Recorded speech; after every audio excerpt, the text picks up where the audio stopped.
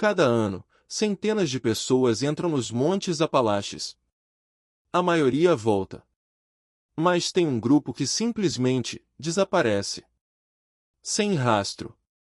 Sem explicação. Sem corpo. E o que perturba não é o desaparecimento em si, é o padrão. Porque quando você coloca todos esses casos lado a lado, começa a perceber que algo não está certo. Que existe uma regularidade estranha demais para ser coincidência. Nos próximos minutos, vou te mostrar os casos reais que os parques nacionais americanos preferem não destacar. As inconsistências que os investigadores deixam passar. E a teoria que nenhum órgão oficial quer confirmar, mas que também nunca conseguiram refutar. Se você está assistindo isso de noite, talvez fosse melhor esperar até amanhã. Capítulo 1. O padrão que ninguém explica. Dennis Martin, 6 anos de idade. Desapareceu no Parque Nacional Great Smoky Mountains, nos Apalaches do Tennessee, em 14 de junho de 1969. A família estava acampando. Dennis saiu para pregar uma peça no pai. Ele ia se esconder atrás de uma árvore e surgir de surpresa. Levou menos de 30 segundos. Quando o pai se virou, Dennis tinha sumido. O que aconteceu nas horas seguintes é o que torna esse caso diferente. Uma família de turistas, a apenas alguns quilômetros dali, relatou ter visto uma criança ser carregada por algo ou alguém entre as árvores. Quando perceberam o que estavam vendo, já era tarde. O FBI foi acionado. O exército americano enviou equipes de busca. Durante semanas, mais de 1.400 pessoas vasculharam cada metro daquela área. Nunca encontraram nada. Nem Dennis. Nem rastros. Nem roupas. Agora pensa comigo. Em terreno aberto, numa área monitorada, com centenas de buscadores, como uma criança de 6 anos desaparece sem deixar absolutamente nenhuma evidência? Dennis Martin não foi o único.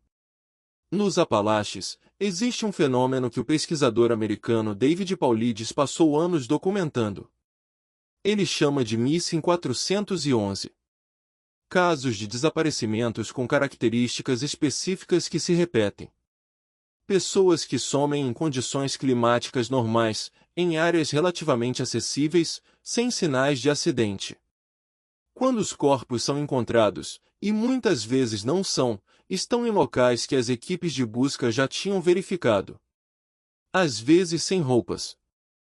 Às vezes em posições que não fazem sentido para um acidente.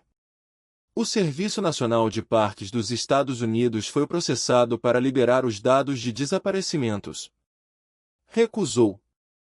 Disse que não mantém esse tipo de estatística.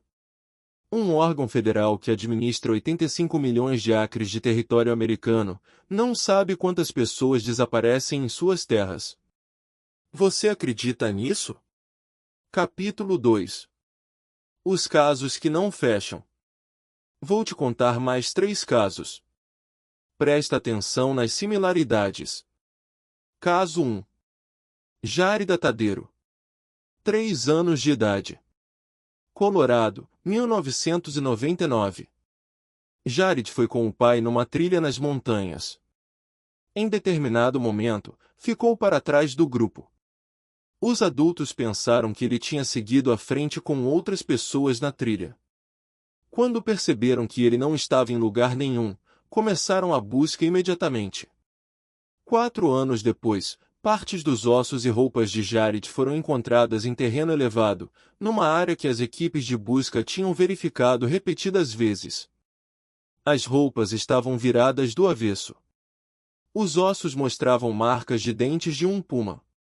Mas, e este é o detalhe perturbador, nenhum puma ataca e carrega uma criança para uma área elevada sem deixar rastros de sangue na trilha. Caso 2. Stacy Arras. 14 anos. Parque Nacional Yosemite 1981. Stacy estava acampando com o pai e um grupo de adultos. Na manhã seguinte ao acampamento, acordou cedo e saiu para olhar o lago próximo. O pai a viu se afastar. Uma figura pequena andando em direção à água. Nunca mais foi vista. As buscas duraram semanas. Nada foi encontrado. Nunca. Caso 3. Joe Keller. 6 anos. New Hampshire, 1999. Desapareceu a menos de 200 metros do acampamento da família. Era fim de tarde, tempo limpo. As buscas começaram em minutos. Cães farejadores perderam o rastro imediatamente, como se ele tivesse simplesmente parado de existir num ponto específico do terreno. Encontraram o corpo 3 dias depois. A 1.600 metros do ponto onde o rastro havia parado. Em terreno elevado. Sem nenhuma explicação de como uma criança de 6 anos chegou até lá. O que une esses casos? Crianças pequenas. Desaparecimentos instantâneos. Cães que perdem o rastro do nada. Corpos em lugares já verificados, em terreno elevado, às vezes com roupas invertidas ou ausentes. Coincidência? Pode ser.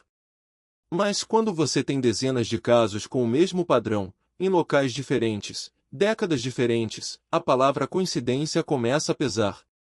Capítulo 3. O que os investigadores não falam. David Paulides passou anos pedindo dados ao Serviço Nacional de Parques americano pela lei que obriga órgãos federais a divulgar informações públicas. A resposta foi sempre a mesma. Os dados não existem. Ou não podem ser divulgados. Pensa no que isso significa. Estamos falando do território mais visitado dos Estados Unidos. Dezenas de milhões de pessoas por ano. E o órgão responsável por esses territórios não sabe quantas nunca voltaram. Paulides identificou clusters. Grupos de desaparecimentos concentrados em áreas específicas dos parques. Os Apalaches aparecem em praticamente todos eles. Dezenas de casos. Todos com características similares. Mas aqui vem a parte que mais me perturbou quando pesquisei isso. Em vários casos documentados, as vítimas foram encontradas em locais geograficamente impossíveis de alcançar no tempo disponível. Uma criança de 3 anos não consegue subir terreno rochoso por conta própria.